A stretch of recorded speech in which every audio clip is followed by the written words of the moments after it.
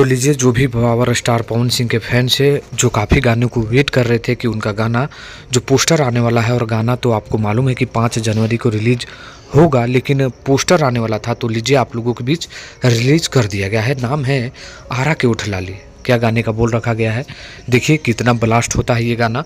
कल आप लोगों के बीच ये गाना यानी 5 जनवरी को आने वाला है। गाने के बारे में कुछ बता दें तो इसको पवन सिंह और कल्पना पटवारी जी ने गाए हैं। हालांकि कुछ मीडिया थ्रू आप लोगों को पता है कि इसका जो गाना का मेन गायक जो है उसमें कुछ चेंज हुआ था, लेकिन नहीं, कल्पना पटवारी जी ही है।